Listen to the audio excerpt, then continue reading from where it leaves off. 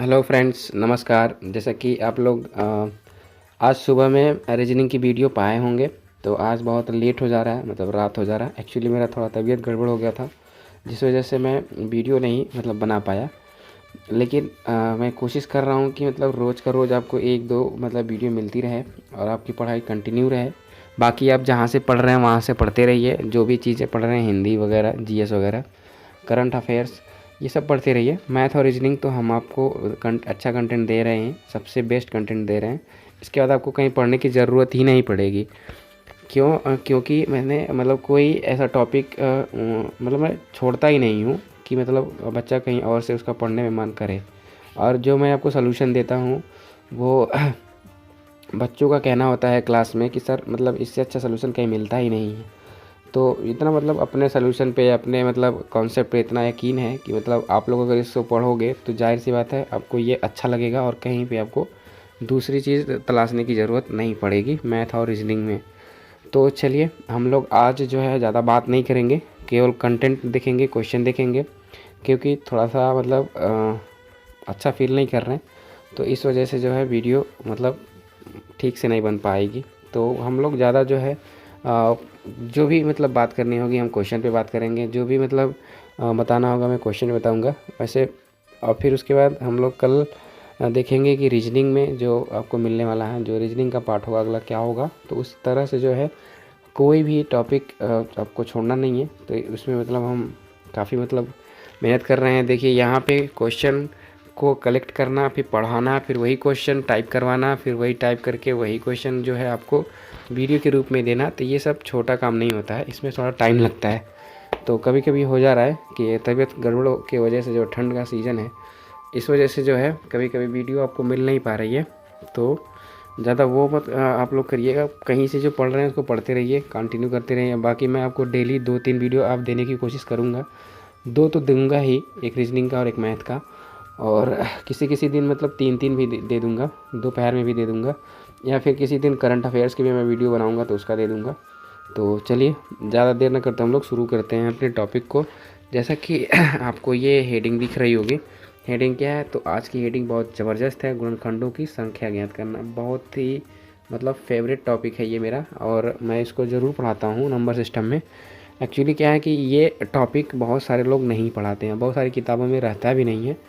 जो बच्चा SSC CGL वगैरह की तैयारी करता है तो वो लड़का खाली पढ़ पाता है इसको, जबकि इसका इतना इम्पोर्टेंस है। ये बहुत सारे एग्ज़ामों में पूछा जा रहा है आजकल। तो मान लीजिए अगर रेलवे का आपका एग्ज़ाम देना है, तो जो भी रेलवे का एग्ज़ाम है, चाहे ग्रुप डी हो, चाहे जेई हो, चाहे आरआरबी हो, चाहे वो एनटीपीसी हो, चाहे जो भी हो, तो वो इस एग्ज़ाम में आ रहा है। अगर कोई अदर स्टेट का एग्ज़ाम आपको देना है, दिल्ली पुलिस वगैरह देना है, तो ज़रूर क्वेश्चन इसका आ जाता है।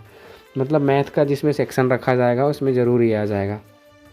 तो चलिए, हम लोग ज़्यादा देर न करते हुए इसके कॉन्सेप्ट को सीखते हैं और क्वेश्चन को देखते हैं कैसे कैसे करना है। तो देखिए क्या कर लिखा है। पहले गुणनखंडों की संख्या ज्ञात करने की जो विधि है वो देखिए, ये मैं अपने भाषा में लिखा हूँ, मैं अपने शब्दों का प्रयोग किया हूँ। यहाँ पे कोई किताबी भाषा नहीं है। तो मैं जब भी बच्चों को जो भी डेफिनेशन बताता हूँ, मैं अपने लोकल लैंग्वेज में उनको बताता हूँ ताकि उनको अच्छे से समझ में आए। किताबी भाषा तो सब लोगों को पता है, बच्चों को भी पता है, लेकिन वो अच्छे से याद नहीं हो पाती है। जो अपनी भाषा होती है ना, उस भाषा में बच्चे बोल भी लेंगे और उनको याद भी रहेगी वो चीज़। जैसे कि यहाँ पे लिखा है, सर्वप्रथम दिए गए संख्याओं का घातांकीय रूप लिखते हैं। क्या करते हैं? घात निकालते हैं और उनके घातों की संख्या में 1 की वृद्धि करके आपस में गुणा कर देते हैं। तो उससे पता चल जाता है कि गुणनखंडों की कुल संख्या कितनी है। तो जैसे ये नोट आपने देख लिया होगा, तो इसी नोट के अनुसार हम क्वेश्चन को करेंगे। यहाँ पे क्वेश्चन जैसे आपको छोटा सा मैं लिया हूँ समझाने के लिए, बस 18 है। तो 18 को जैसे कि बहुत सारे लोग फैक्टराइज करते हैं, कैसे कैसे करते हैं मैं आपको बताता हूँ। वो इस तरह से करेंगे।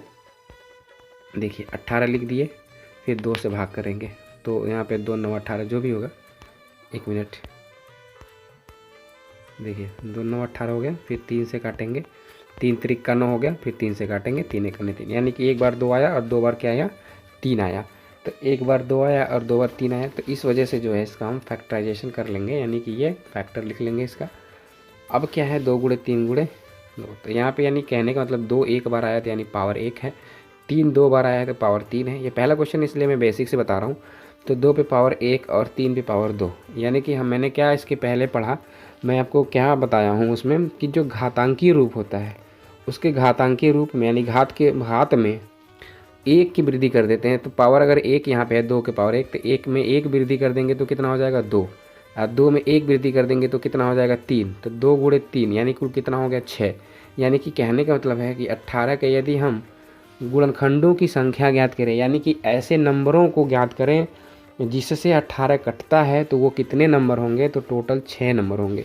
यानी कहने का मतलब ये है कि 6 ऐसी संख्याएं होंगी जो 18 को विभाजित करेंगी। जैसे मैंने प्रूफ के तौर पर एक लिया नंबर, जैसे यहाँ पे एक भी विभाजित करता है 18 को, 18 करने 18, 2 भी करता है 2 9 18, 3 भी करता है 3 6 18, 9 भी कर 6 भी करता है 6 3 18, 9 भी करता है 9 2 18, और 18 खुद 18 से विभाजित होता है। यानी कि ये आपका जो है 1 से लेकर के 18 तक, यानी कि ये 6 संख्याएं ही हैं, तो यही ज्ञात करना है। तो ये ज्ञात करने का ये आपका तरीका है कि जैसे घातांकीय रूप लिखेंगे, घात को 1 बढ़ाएंगे, 1 बढ़ा के गुणा कर देंगे, आंसर आ जाएगा आपका। यानी कि 2 गुणे 3 पे पावर 2 करना है, तो 2 पे पावर 1 यानी कि उसमें 1 जोड़ेंगे 2 हो जाएगा, 3 के पावर 2 1 जोड़ेंगे 3 हो जाएगा, 2 3 6 कर देंगे, आपका आंसर आ जाएगा। तो इस तरीके से जो है आप आराम से जो है मतलब क्वेश्चन को सॉल्व कर सकते हैं। तो चलिए अगले क्वेश्चन की तरफ चलते हैं। तो अगला क्वेश्चन, इतना टाइम नहीं लगाने वाले हैं हम लोग, अब फिर करते हैं। अब 160 का फैक्टराइजेशन करना है। तो मैं आपको बताऊं, जैसे यहाँ पे मैं लिखा हूँ 2 पे पावर 5 और 5 पे पावर 1, तो मैं ऐसे मतलब इसे शॉर्ट करके नहीं लिखा हूँ। मैं बच्चों को यही सिखाता हूँ कि समझिए ये क्या है, ये 60 है, 160। पर इसको जब अलग अलग नज़रिए से आप देखेंगे तो ये आपको 16 नज़र आएगा। कितना नज़र आएगा, 16। और 16 में क्या हुआ है कि ये 0 चिपका हुआ है। 0 चिपकने का मतलब समझते हैं कि ये 10 का गुना है। 10 मतलब होता है कि 2 और 5 का फैक्टर। ध्यान से समझिएगा इस कॉन्सेप्ट को, ये इतना कोई अच्छे से नहीं बताता है कि इसको शॉर्ट जैसे कम टाइम में कैसे लिखें, क्योंकि मेरी हमेशा जो से यही तमन्ना रहती है कि बच्चों को मतलब ऐसा कॉन्सेप्ट बताया जाए कि उनसे जो है 2-4 सेकेंड 5 सेकेंड अपने प्रतिद्वंदी से कम में समय लगे, मतलब हर क्वेश्चन में वो समय बचा पाएँ। और मैं तो ये चाहता हूँ कि हर क्वेश्चन को आप 10 सेकेंड के अंदर ही कर पाओ। तो इस वजह से देखिए मैं बता रहा हूँ, समझा रहा हूँ, तो समझने में टाइम लगेगा, समझाने में। बाकी जब आप समझ जाएंगे ना तो 160 का फैक्टराइजेशन तुरंत मतलब विदिन सेकेंड कर लेंगे। तो देखिए अब ये आपका 10 यानी ये जो 0 चिपका हुआ है ये 10 है, तो 10 को हम तोड़ लिए, कितना 2 गुणे 5 में।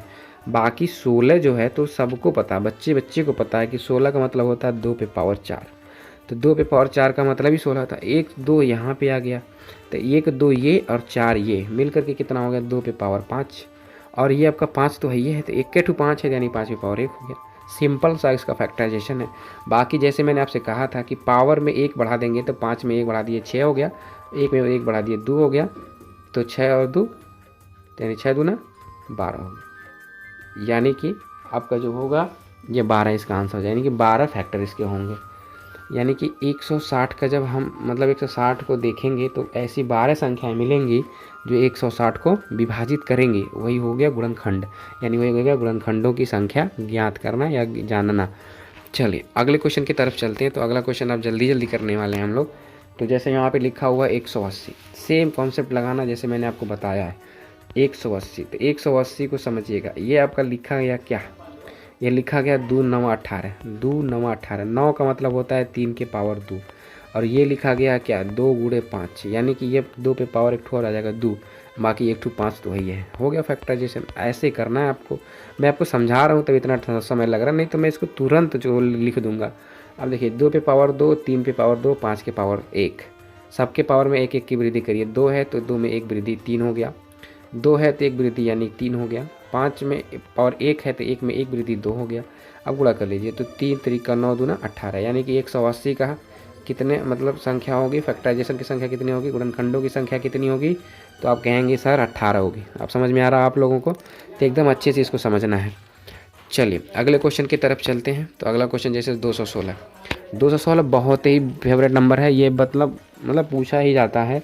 तो 216 को निकालने का सबसे आसान तरीका, अब जब सब लोगों को पता है कि 216 क्या 6 का क्यूब है, सबको पता है, बच्चे को पता है, जो कंपटीशन की तैयारी करता है तो उसको पहली बात तो क्यूब याद होना चाहिए। कहाँ तक, कम से कम 30 तक या 20 तक, जहाँ तक भी आप याद कर पाओ, और स्क्वायर कम से कम 50 तक याद होना चाहिए। ये तो जवान पे होना चाहिए एकदम, मतलब तुरंत देखो नंबर आपको समझ में आ जाए किसका स्क्वायर है या फिर इसका स्क्वायर कितना होगा।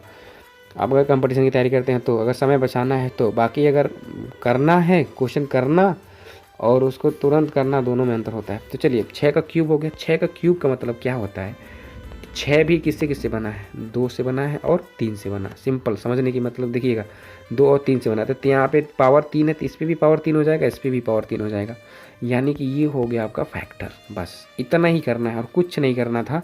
तो 3 के यानी 2 पे पावर 3, 3 पे भी पावर 3, यानी जब पावर 3 है तो एक एक बढ़ाना है, एक एक बढ़ाएंगे तो 3 से 4 है ना होगा, तो एक बार 4 एक बार 4, यानी कितना हो गया, 4 चौका 16, यानी कि 216 का कुल कितना फैक्टर होगा, कुल गुणनखंडों की कितनी संख्या होगी, तो सिंपल 16 ही होगी। चलिए अगले क्वेश्चन की तरफ चलते हैं। हमें लगता है कि आप लोगों को ये पूरा अच्छे से कॉन्सेप्ट समझ में आ गया होगा। चलते हैं अगले क्वेश्चन की तरफ। तो अगला क्वेश्चन से जानने से पहले हम ये जान लेते हैं कि टॉपिक क्या है। तो टॉपिक चेंज हो गया, अब गुणनखंडों की संख्या निकालना हम सीख गए बहुत अच्छे से। 4 क्वेश्चन मैंने आपको बताया, चारों एग्जाम्पल में मैंने विधिवत समझाया, आपको पूरा टाइम लेकर के समझाया, तो आपको समझ में आ गया होगा। अब हम लोगों को देखना कि गुणनखंडों की संख्याओं का योग करना है। गुणनखंडों की संख्याओं का योग बहुत ही इंपॉर्टेंट है, इसको भी जानना चाहिए। हर चीज़ को हम समझेंगे, गुणनखंड से रिलेटेड जितने भी क्वेश्चन आते हैं सब समझेंगे। चलिए अब क्या है कि अगर हम 12 का गुणनखंड करें, सिंपल एग्जांपल मैंने जानबूझ करके छोटा लिया है, 12 अगर हम गुणनखंड करें तो देखिए यहाँ पे कुछ चीज़ें छूटी हुई हैं। तो 12 का गुणनखंड करें तो क्या होगा, गुणनखंड 1 गुणे 2 गुणे 3 गुणे 4 गुणे 6 गुणे 12, यानी कि ये मतलब इतना होगा। 1 से भी कटेगा, ये 2 से भी कटेगा, 3 से भी कटेगा, 4 से भी कटेगा, 6 से भी कटेगा, 12 से भी कटेगा। अब ये तो हो गया संख्या, इनकी संख्या हो गई। तो संख्या हम लोग निकालना सीख लिए। अब इनकी संख्या हो गई, इन्हीं संख्याओं को क्या करना है, इन्हीं संख्याओं को जोड़ना है। इन्हीं संख्याओं को क्या करना है, जोड़ना है। तब बताइए जोड़ेंगे तो कितना आएगा। देखिए 12 8 12, ये 8 हो गया आपका, 20 और 6 2 8, यानी टोटल कितना हो गया 28। तो ये हो गया आपका 28। अब 28 हो गया तो ध्यान से समझिए, तो 28 हो गया, जोड़ेंगे तो 28 आ जाएगा, ये समझ लीजिए। अब देखिए तो अब ये 28 आप जोड़ के ना लाए हैं, आपको पता चल गया कि 1 2 3 4 6 12 इसका गुणनखंड है, उनको जोड़ लिया तो 28 आ गया। ठीक, मान तो कोई नंबर दे दिया, अभी 160 दे दिया, आप बोले कि 160 के गुणनखंडों की संख्याओं का योग करिए, तो कैसे क्या करेंगे आप, उनका पहले गुणनखंड निकालेंगे फिर सबको जोड़ेंगे, तब तो बहुत सारा समय लग जाएगा। ऐसे नहीं करना है। अब ध्यान से समझते हैं, 12 का गुणनखंड हो गया क्या, 2 4 गुणे 3 होता है, तो 4 का मतलब होता है 2 के पावर 2 गुणे 3 के पावर 1। अब 2 के पावर 2 क्या करना है, तो 0 से स्टार्ट करना है, 2 तक जाना है। देखिए 2 पे पावर 0, 2 पे पावर 1, 2 पे पावर 2। 2 पे पावर 0 का मतलब तो होता है 1, 2 के पावर 1 का मतलब होता है 2, 2 के पावर 2 का मतलब होता है 4। ऐसे सेम देखिए 3 के पावर 1 है तो इसको भी 0 से शुरुआत करेंगे। 3 के पावर 0 प्लस 3 के पावर 1, यानी 3 के पावर 0 का मतलब 1 ही होगा, 3 के पावर 1 का मतलब 3 होगा। सबको जोड़ लीजिए, 4 3 7 हो गया, 3 1 4 हो गया, तो 7 गुणे 4 कर देंगे तो कितना आ जाएगा, 28 आ जाएगा। मिल गया आंसर आपको। ऐसे ही करना है और इतना समय नहीं खर्च करना है। बाकी सारे क्वेश्चनों में जो है अभी देखेंगे हम बहुत कम समय में जो है कैसे सोल्यूशन करते हैं। अब देखिए हम चलते हैं अगले क्वेश्चन की तरफ। जैसे मान लेते हैं 180 लिखा है, तो 180 लिखा है तो ध्यान से समझिए, क्वेश्चन करना नहीं है, पूरा का पूरा क्वेश्चन सॉल्व नहीं करना है। हम पूरा क्वेश्चन सॉल्व नहीं करेंगे, मतलब इसमें ऑप्शन नहीं है तो हम आपको समझा रहे हैं पूरा यहाँ से यहाँ तक पूरा करके बता रहे हैं। पर अगर ऑप्शन रहेगा तो इस क्वेश्चन को हम कुछ सेकेंड के अंदर सॉल्व कर सकते हैं। तो अभी देखिए मैं आपको तरीका सिखाने वाला हूँ। जैसे आपने कि फैक्टराइजेशन किया, तो फैक्टराइजेशन में ही आपको पता चल जाएगा कि 2 पे घात कितनी है, 3 के घात कितनी है, 5 पे घात कितनी है। तो यहाँ पे जैसे आपको दिख रहा है कि 2 पे घात कितनी है, तो 2 पे घात है 2। जब 2 के घात 2 है तो यानी 2 के घात जो है 0 1 2 ऐसे चलने वाला है। तो 0 रहने वाला है तो 1 होगा, 1 रहने वाला तो 2 होगा, 2 रहने वाला तो 4 होगा। तो 4 और 2 6 और 1 7, ये इतना कैलकुलेशन आप कर लिए खाली, यानी कि 4 2 6 1 7, 7 आ गया। तो 7 जैसे आया ना, तो जैसे 7 आया तो 7 का मल्टीपल ही आपका आंसर आने वाला है। यानी कि यहाँ पे हम तुरंत किस कॉन्सेप्ट पे चले जाएंगे, जो मेरा फेवरेट कॉन्सेप्ट है, तो वो चले जाएंगे हम mg कॉन्सेप्ट पे, यानी कि 7 का मल्टीपल। तो हम 7 का मल्टीपल खोजने लगेंगे ऑप्शन में, जो 7 का मल्टीपल हमें दिखाई देगा तुरंत हम आंसर टिक कर देंगे उस पर तुरंत। अब देखिए समझिए 7 का मल्टीपल और 5 पे पावर 1 ये कह रहा है कि 5 का मतलब ये 5 के पावर 0, 5 के पावर 1, यानी कि 1 और 5 यानी 6। 6 का मतलब उसमें 3 भी आ रहा है, यानी कि वो ऐसी संख्या जो 3 के गुणांक में होगी, यानी कि 3 के मल्टीपल में होनी आएगी, कि जोड़ने पे 3 के मल्टीपल में आना चाहिए। तो 5 4 9 और 6 9 6 15, यानी 3 के मल्टीपल में आ रहा है। और लास्ट का इकाई संख्या सम होनी चाहिए। इतना सारा कॉन्सेप्ट है, तो आप कैलकुलेशन काहे पूरा करेंगे और 13 गुणे 7 गुणे 6 करने में समय काहे खर्च करेंगे। अभी देखिए मैं आगे क्वेश्चन लास्ट में लिया हूँ, ये कॉन्सेप्ट पढ़ाने के बाद मैं क्वेश्चन लिया हूँ, कुछ वर्षों के क्वेश्चन आए हुए थे वो मैं कलेक्ट किया हूँ और वो लिया हूँ और उसको सॉल्व करके मैं आपको दिखाऊंगा कैसे कम समय में होगा वो। चलिए अगले क्वेश्चन की तरफ हम चलते हैं। जैसे कि दिखा है 160, तो 160 के गुणनखंडों की संख्याओं का योग करना है। यहाँ पे भी वही कॉन्सेप्ट करना है आपको, वही बात यहाँ पे भी ध्यान रखनी है। तो देखिए अब यहाँ पे कुछ करना नहीं है, बस केवल ये देख लेना है कि अगर हम 2 के पावर 5 रखते हैं तो 2 के पावर 5 का मतलब ये हो गया कि 0 से लेकर के 5 तक। तो अब 0 से लेकर 5 तक तो 2 के पावर 5 का मतलब होता है 32, 4 का मतलब होता है 16, 3 के पावर मतलब होता है 8 है, 2 का मतलब होता है 4, 1 का मतलब होता है 2 और 0 का मतलब 1 ही होगा। सीधे यहाँ से लेकर के यहाँ तक आप जोड़ लीजिए, कुछ करना नहीं है। देखेंगे तो 32 8 40, 16 4 20 यानी 60 और ये 3 63, 63 मिला। 63 में 6 3 9, DS 9। अब यहाँ पे DS लगाना है, DS कितना हो गया तो 9 हो गया। DS 9 का मतलब कि ऑप्शन में जितना भी जो भी ऑप्शन होगा हम उसका DS निकालेंगे, चेक करेंगे 9 किसका आ रहा है। देखिए 7 3 10 और 18 यानी कि 18 आ गया तो DS कितना 8 और 1 9, DS 9 आ गया कि नहीं आ गया। तो अब तुरंत आपका क्या हो जाएगा आंसर। बाकी गुणा नहीं करना है, टोटल सॉल्व नहीं करना है। आगे अगर हम देख लेंगे, आगे देखिए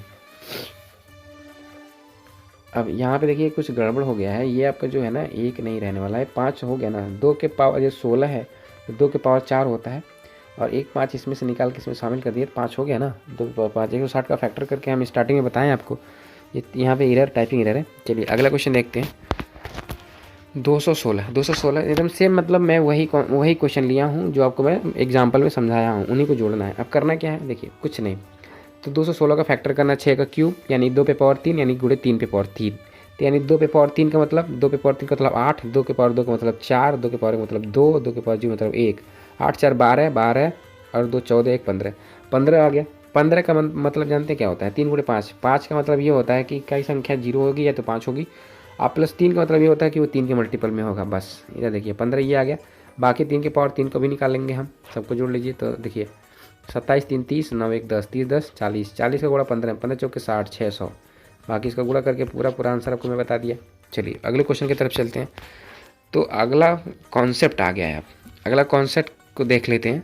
कह रहा है कि सम अथवा विषम गुणनखंडों की संख्या ज्ञात करना। सम अथवा विषम, अभी तक हम लोग क्या पढ़ रहे थे, अभी हम लोग पढ़े गुणनखंडों की संख्या ज्ञात करना, अभी हम लोग पढ़े गुणनखंड की संख्याओं का योग ज्ञात करना। अब हमें पढ़ना है सम अथवा विषम गुणनखंडों की संख्या ज्ञात करना। यानी कि गुणनखंडों की संख्या तो हम ज्ञात करना सीख गए हैं, लेकिन उसमें सम कौन है विषम कौन है वो ज्ञात करना हम आप सीखेंगे। तो सबसे पहली हेडिंग है हमारी कि सम गुणनखंडों की संख्या ज्ञात करना। पहले सम ज्ञात करते हैं फिर विषम ज्ञात करेंगे। तो क्या है, क्या कहने का मतलब है इसमें, देखिए मैंने अपने भाषा में लिखवाया है इसको। सम गुणनखंडों की संख्या ज्ञात करने के लिए सम घातों को जस का तस लिखते हैं और विषम घातों में 1 की वृद्धि करके गुणा कर देते हैं। सिंपल सी बात है। जो सम रहेगा, सम निकालना है तो सम को कांस्टेंट बना दीजिए, जस का तस लिख दीजिए, विषम वाले को 1 बढ़ा के गुणा कर दीजिए, आपका आंसर आ जाएगा तुरंत। चलिए देखते हैं, हम इसको प्रूफ के तौर पे भी देखेंगे, हम आपको प्रूफ करके दिखाएंगे भी। अब देखिए 18 है तो 18 का मतलब होता है क्या, 2 9 18 यानी कि 2 पे पावर 1 गुणे 3 के पावर 2 यानी कि 2 पे पावर 1, यही आपका सम है। तो इसको जस का तस लिखेंगे, पावर 1 है तो 1 का गुणा हमने 1 कर दिया। अब 3 पे पावर 2 है तो 3 के पावर 2 को हमने 2 + 1 कर दिया, बढ़ा दिया। तो 2 1 3, 3 करने 3 यानी कि सम गुणनखंडों की संख्या कितनी हो गई, 3 हो गई। जैसे कि मैंने आपको बता दूं इसको प्रूफ करके, देखिए 1 2 से भी भाग जाता है, 3 से भी भाग जाता है, 6 से भी भाग जाता है, 9 से भी भाग जाता है और 18 खुद से भाग जाता है। ये तो हो गया गुणनखंडों की संख्या। इसमें सम कितने, तो 2 वाला सम हो गया, 6 वाला सम हो गया और 18 वाला सम हो गया। हुआ ना, सम गुणनखंडों की संख्या कितनी आई, 3 आई कि नहीं आई। तो ये आपका प्रूफ भी हो गया, ये आपका क्या है, प्रूफ भी है। तो हम आपको प्रूफ भी करके दिखाएंगे और तरीका भी सिखाएंगे। चलिए अब कैसे करते हैं तुरंत। तो आपको ये बात ध्यान में रखनी है, जब सम संख्या निकालना है तो सम को कांस्टेंट रखेंगे, विषम वाले को 1 बढ़ा के गुणा कर देंगे। चलिए अगले क्वेश्चन की तरफ चलते हैं। अब क्वेश्चन क्या है, 72। 72 क्या होता है, तो आप सबको पता है 24 तियाँ 72 होता है। कितना 24 तियाँ 72 होता है। तो 24 तियाँ 72 होता है, यानी कि आप समझिए, तो 24 तियाँ 72 यानी 8 3 24 फिर 24 तियाँ 72 यानी कि हम बात करें 8 9 72। तो 8 9 72 मतलब 8 क्या होता है, तो 2 पे पावर 3 होता है, 9 क्या होता है, 3 के पावर 2 होता है, 8 9 72 हो गया।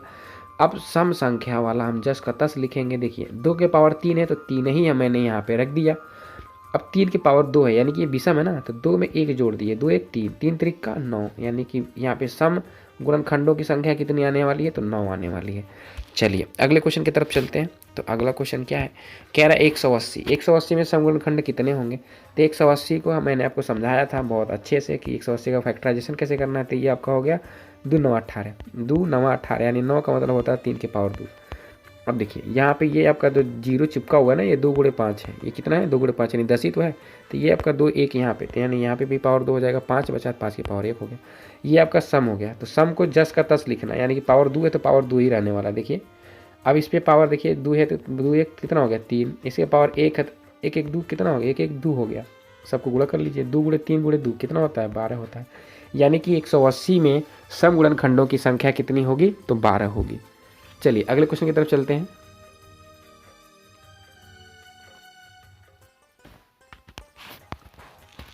216 में सम गुणनखंडों की संख्या देखिए कितनी है, तो समझिए। अब क्या है कि इसमें भी वही कॉन्सेप्ट, यानी कि आपको फैक्टराइजेशन करना तो सिखा दिया हम आपको। 6 का क्यूब है तो यानी कि 2 का क्यूब गुणे 3 का क्यूब, यही होगा। 2 आपका है सम, तो जस का तस लिखेंगे, यानी 3 पावर है तो 3 लिख दिए, और 3 के पावर 3 है यानी विषम है, तो 3 वाले पे 1 जोड़ लेंगे, 3 1 4, तो 3 चौके 12, यानी कि 216 में भी आपके सम संख्या के गुणनखंड जितने होंगे वो 12 ही होंगे। यही आपका आंसर है। चलिए आगे चलते हैं। अब अगला क्या है, तो अगला है विषम गुणनखंडों की संख्या ज्ञात करना। अब ध्यान से समझिए, विषम गुणनखंडों की संख्या कैसे ज्ञात करना है वो मैंने साफ साफ लिखा हुआ है यहाँ पे। कह रहा है कि विषम गुणनखंडों की संख्या ज्ञात करने के लिए सम के घातों सहित घातों को, यहाँ देखिए यहाँ पे सम के घातों को यहाँ पे लगा लीजिएगा को। आप अच्छे से इसको बनाइएगा जब नोट, तो यहाँ पे लिखिएगा घातों को सहित, यानी कि घातों को सहित यानी घातों को मिला के सहित 1 मान लेते हैं। कितना मान लेते हैं, 1, और विषम संख्या पर आए घातों में 1 की वृद्धि कर गुणा कर लेते हैं। सिंपल सी बात है। यानी कि वहाँ पे जो सम था उसको कांस्टेंट मानते थे, जैसे था वैसे लिखते थे, जस का तस लिखते थे। लेकिन यहाँ जो सम रहेगा ना उसको 1 ही मानना है, सम लेना नहीं है आपको, क्योंकि आप विषम ज्ञात कर रहे हो ना। जब विषम ज्ञात कर रहे हो तो सम का कोई रोल होना नहीं है। तो यानी कि जैसे सम को 1 ले लेंगे, अगर सम को सम रखेंगे ना तो सम आ जाएगा। गुणा करेंगे किसी भी सम संख्या का विषम संख्या में आप गुणा करते हैं तो सम बना देता है वो उसको, इसीलिए उसको 1 बना देना है। उसको ऐसा बना दीजिए ना कि वो अपना वाला वहाँ ना कर पाए। यानी कि 2 पे पावर अगर 1 ही है, अगर 2 का गुणा कर दिए आप तो वो सम बना देगा तुरंत। हमें बताना क्या है, हमें विषम बताना है। इस वजह से 1 बना दीजिए। तो 1 बना देंगे ना तो कोई फर्क नहीं पड़ने वाला है। तो चलिए देखिए 72 है तो 72 का मतलब होता है कितना, 8 9 72, यानी 8 का मतलब 2 के पावर 3 और 9 का मतलब 3 की पावर 2। तो यहाँ पे देखिए, यहाँ पे 2 के पावर 3 यानी कि सम है, तो इसको हम 1 मान लिए। कितना मान लिए, 1, यानी कि सीधे 1 मानना और कुछ करना नहीं। और यहाँ पे पावर देखिए 2 है, तो पावर 2 है तो 1 बढ़ा लीजिए, 2 1 3, 3 करने 3, यानी कि 72 में विषम गुणनखंडों की संख्या कितनी है, तो 3 है। एकदम सिंपल, आपको समझ में आ रहा होगा। चलिए अगले क्वेश्चन की तरफ चलते हैं, अभी आपको अच्छे से समझ में आ जाएगा। 480 है। अब 480 का फैक्टराइजेशन देखिए कितना जादुई तरीके से, ये आपका 0 चिपका हुआ है, तो यानी कि ये 2 गुणे 5 हो गया। 48, 16 3 48 होता है, 16 को लिखते हैं 2 के पावर 4, और 16 3 48 होता है, यानी कि 3, 2 पे पावर 4 गुणे 3, यहाँ पे देखिए 5 लिखिए, यहाँ पे 2 एक बार और आ गया है, तो ये 4 क्या हो जाएगा, 5, यानी 4 में 1 वृद्धि हो जाएगी। तो 2 पे पावर 5, 3 के पावर 1, 5 के पावर 1। जैसा मैंने कहा कि सम वाले को 1 मानना है, देखिए यहाँ पे 1 ले लिए मैं, और फिर उसके बाद 3 के पावर यहाँ पे 1 है तो 1 बढ़ाना है, 2 हो गया। 5 के पावर 1 है तो 1 बढ़ाना है, 2 हो गया। तो 2 दूना 4, 4 करने 4, यानी कि टोटल विषम गुणनखंडों की संख्या कितनी हो जाएगी 480 में, तो 4 हो जाएगी। चलिए आगे देखते हैं। तो आगे क्या है, तो आगे यही है कि अभाज्य गुणनखंडों की संख्या ज्ञात करना। अब एक ही बच गया, तो उसको क्या है, अभाज्य है। अब अभाज्य देख लीजिए कि अभाज्य कैसे ज्ञात करने हैं। सब कुछ मैंने मैंने आपको सिखा दिया, तो सब कुछ आप जो है सीख गए। क्या सीख गए, गुणनखंडों की संख्या ज्ञात करना, गुणनखंडों की संख्याओं का योग ज्ञात करना, सम गुणनखंडों की संख्या ज्ञात करना, विषम गुणनखंडों की संख्या ज्ञात करना, ये सब सीख गए। अब हमें ज्ञात करना है अभाज्य गुणनखंडों की संख्या। अभाज्य मतलब क्या होता है कि अभाज्य मतलब आप समझते होंगे, अभाज्य सबसे छोटी अभाज्य 2 है, यानी 2 को भी इसमें शामिल करना है, बाकी जो आएगा उसको सबको शामिल करना है। यानी सिंपल सा मतलब ये है कि जितने भी गुणनखंड आएंगे, जितने भी गुणनखंड पावर होंगे, पावर यानी घात यानी घातांकीय रूप, उन्हीं सबको जोड़ लेंगे, आपका आंसर आ जाएगा। चलिए, यही तो लिखा है, अभाज्य गुणनखंडों की संख्या ज्ञात करना में यही तो लिखा है। संख्याओं के गुणनखंड में घातीय संख्या को केवल जोड़ लेते हैं, घातीय संख्या अभाज्य संख्या की ही होनी चाहिए। अब अभाज्य संख्या की ही तो रहेगी, 2 का मतलब वो भी तो अभाज्य संख्या है आपका, सबसे छोटी अभाज्य संख्या। 3 है तो वो खुद है, 5 है तो खुद है। अब 6 पे पावर तो हम लगाएंगे नहीं, 6 को हम तोड़ लेंगे 2 गुणे 3 में, 2 के पावर 1 लिखेंगे, 3 के पावर 1 लिखेंगे, वैसे हो जाएगा। चलिए अब देख लेते हैं क्वेश्चन। तो जैसे कि इसका कॉन्सेप्ट यही है कि अगर n बराबर आपका p पे पावर a, q पे पावर b और r पे पावर c है, तो हम पावर को ही जोड़ लेंगे, a plus b plus c कर लेंगे, आपका आंसर आ जाएगा। चलिए देखते हैं अगले क्वेश्चन में। जैसे कि यहाँ पे अब लिखा है 54, 54 का गुणनखंड करेंगे हम तो क्या होता है 27 दूना 54, 27 का मतलब 3 के पावर 3 और दूना यानी 2 पे पावर 1। अब देखिए करना क्या है, पावर को खाली जोड़ लेना है। पावर यहाँ पे 1 और 3, पावर 1 और 3, 1 और 3 कितना होता है 4, 4 यानी कि 54 में अभाज्य गुणनखंडों की संख्या कितनी होगी, तो 4 होगी। मैं आपको करके दिखा सकता हूँ, पर ये वीडियो लंबी हो जाएगी ना। हमको कम शॉर्ट वीडियो में ज़्यादा से ज़्यादा कंटेंट सीखना है, ज़्यादा से ज़्यादा कॉन्सेप्ट सीखना है। मैं ये नहीं चाहता हूँ औरों लोगों की तरह कि 10 मिनट का लेक्चर ले लिया तो 10 मिनट में पता चले एक सवाल पर आपको बता रहा हूँ। मतलब अगर आपको 20 क्वेश्चन बढ़ाना है यानी 200 मिनट, यानी कि सीधे 3 घंटा आपका खर्च करें हम, नहीं 3 घंटा नहीं खर्च करेंगे हम, आधे घंटे में यानी कि 1/10वें हिस्से में जो भी है मैं आपको कंटेंट पूरा दूंगा 20 क्वेश्चन का। तो चलिए आगे देखते हैं आगे क्वेश्चन क्या है। तो क्वेश्चन है कि 20 × 15 × 17 में अभाज्य गुणनखंडों की संख्या क्या है। ये क्वेश्चन आया हुआ है, बहुत मतलब पहले का आया हुआ है, लेकिन आया हुआ है क्वेश्चन। अब देखिए करना कुछ नहीं है, इनका फैक्टराइजेशन करना है। तो 20 है तो 4 × 5 = 20 होता है, यानी 2 पे पावर 2 × 5, 4 × 5 = 20। 15 है तो क्या होता है 3 × 5 = 15। 17 है तो 17 करने 17 हो गया। पावर जितने भी हैं सबको जोड़ लीजिए बस, 2 1 3, 3 1 4, 4 1 5, 5 1 6 यानी कि 6, यानी कि 20 × 15 × 17 में अभाज्य गुणनखंडों की संख्या कितनी होने वाली है, तो 6 होने वाली है। चलते हैं अगले क्वेश्चन की तरफ। Question number 17। क्वेश्चन नंबर 17 में देखिए क्या है, 4 के पावर 11, 7 के पावर 5, 11 पे पावर 3। बच्चा यहाँ ही पे गड़बड़ी कर देता है। ये क्वेश्चन भी आया हुआ है एग्जाम का आया हुआ ही क्वेश्चन है। ऑप्शन यहाँ पे नहीं हो पाया है, वो अलग बात है, मैं डायरेक्ट यहाँ पे सोल्यूशन दे दिया हूँ आपको।